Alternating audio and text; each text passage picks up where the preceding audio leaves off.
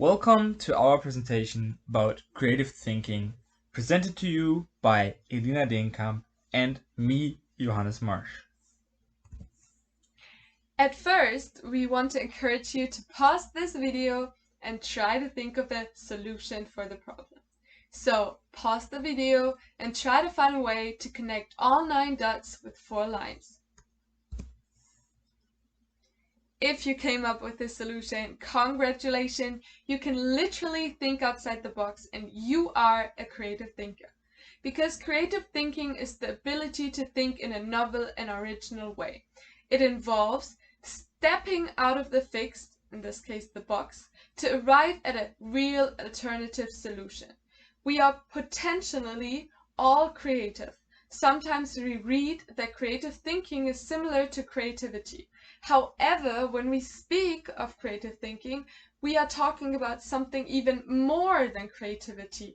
Creative thinking can be described as the ability to take alternative paths at a cognitive level. Using creative thinking involves fostering something. Like I said, the famous think outside the box, meaning we should give up preconceived ideas. However, creative thinking can occur in all tasks that we perform. Creative thinking is very useful and beneficial in all kinds of situations and tasks. It can help you at work, but also at home or in the supermarket. And you will notice that once you start to develop your creative thinking, you will find it way easier to write a report for your boss, you will enjoy cooking more, or you will develop new strategies for raising, in the future, your children maybe. In the following, we will present to you a video to explain creative thinking even more to you.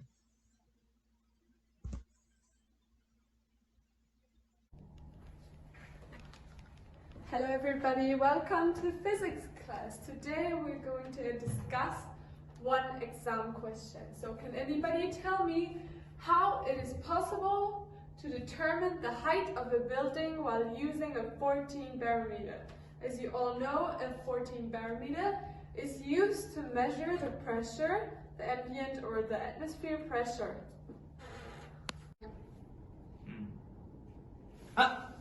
Yes, Johannes, please come up front. We could throw the barometer from the top of the roof and take the time and then use this formula. The gravity divided by 2 times the time squared. And this will give it the height of the building. Thank you for your answer, Johannes. So students, this is a way how to solve this problem, but I want you to use the barometer the proper way. So does anybody else have any clue how to solve this problem with using the barometer? Johannes, you look like you still have something on your mind. You still have a solution. Because nobody else is raising their hand, but you kind of tend to raise your hand right now, don't you? Yes, teacher. I have so many more solutions. For example, you could tie the barometer to an end of the rope, then hang the rope from the building, cut the rope, and then measure the length of the rope, and you get the height of the building.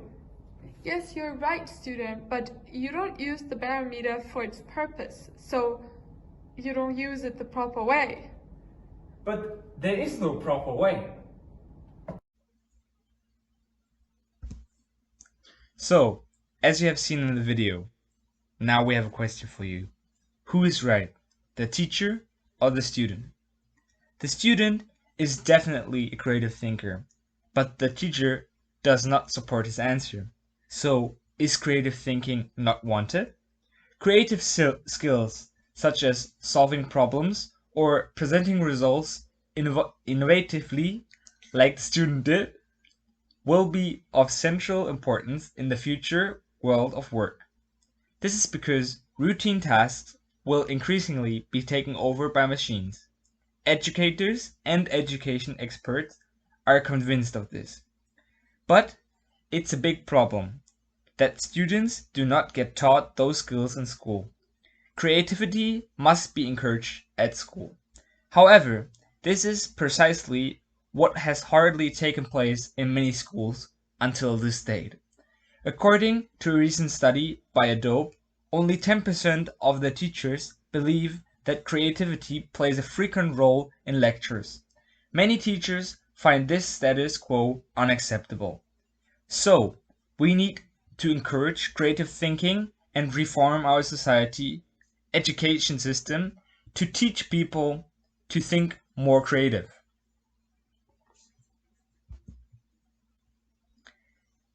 We already shortly discussed the importance of creative thinking on the slide before, but now we are going to look into the importance more deeply. While applying these uncommon methods, like the student did, may feel strange to someone, they can also give us a different perspective and potentially give you solutions that you have may not considered if you stick to regular methods of figuring things out. This is why creative thinking is important. People who are creative thinkers can adapt more quickly to new situations, seek and find solutions to their problems that also deviate from the beaten path, and master difficult situations by improvising and breaking away from classic thought patterns. Creative people have a special sensitivity in the area of perception and problem solving, and they often have good social behavior. They like to get involved in new things, respond to impulses from outside, and show a striking willingness to imagine things in a completely different way. Creative people are active people, which is why they have great chance of constantly developing themselves.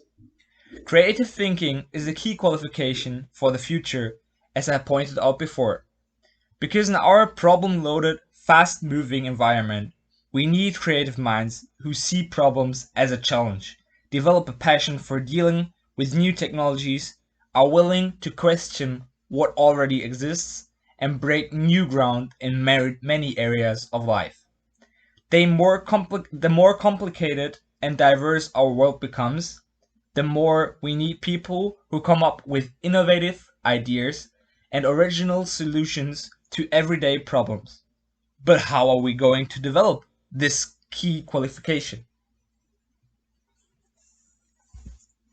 So we have picked out 4 ways to enhance or develop this skill. So I'm going to go through all 4 and talk a little bit more about those. So first of all, I'm going to explain to you what we mean by anything is possible in creative thinking. People who are trained to think creative do not judge whether the ideas are good or bad. They just create new alternatives. This is called cognitive disinhibition. They have no inner judges, they just let their imagination run wild. To do this, you have to loosen the filters for ideas that seem absurd. This is also shown by the research of Shelley Carson, a specialist in creative thinking at Harvard University. So, loosening your filters and getting like new ideas, and good method that you all know probably is brainstorming. So brainstorming involves producing a lot of new ideas without assessing their quality, and this can help you with creative thinking a lot. The second one I want to address is relax. Relaxing meaning like being calm. So creative thinking works better when we are calm or relaxed. The alpha waves that occur when we are relaxed are the basis of creative thinking. Do things that allow your mind to focus on nothing concrete. For example, a bath you take is a task that will stimulate your creative thinking. Psychologist Paulette Kaufman confirms that therapies such as floating, in which your body floats in a bath of Epsom salt, helps to increase creative thinking, for example in college students even. It's a good way to think, relax, and do nothing. So states in which creative inspiration is more likely to emerge. So take this home with you, and the next time you're struggling with a real big problem, you should maybe take a bath, try to relax, and come up with new solutions in a relaxed state. So the third one is distract yourself. Creative thinking works better when you are not too attentive. Joseph Carson, he's a psychologist at University of Carolina, asserts that broad attention or not focusing particularly on anything is linked to creative thinking. The distraction can be fruitful. Contrary to what we might expect, exposure to many sensory stimuli enhances creative thinking. For example, working in a noisy environment, as you can do in Korea very well because of the study cafes, can promote the appearance of creative thinking. So keep up that one and try to study maybe in a coffee or try to come up with solutions while being in a space where you can listen to music or people are talking around you. The fourth one is becoming a child again. It might sound silly, but I'll explain now. As actor, writer, and humorist, Jean Cleese said, "If you want creative workers, give them enough time to play." In creative thinking, innovation is a chore. In childhood, we are excellent at creativity, but lose this ability as we approach adulthood and learn to conform to belief systems and behavior patterns. When encountering situations that require alternative ways of looking at things, it is very practical to think what a child would do. A good example is, for example, the workspace of Google. Google employees have slides, football fields, swimming pools, and even climbing walls to have fun during work breaks. So, being like a child and having fun, loosen up, may make it easier for you to come up with new solutions and take a step back from old belief systems or patterns. So we hope you learned what creative thinking is, why it is so important in our modern world, and how you can develop or enhance it. And we want to thank you for your attention. We sadly cannot answer any questions because this is a video, but if you have questions, you know where to find us. So you can come up to us, ask us, or write an email. Thank you. Thank you very much.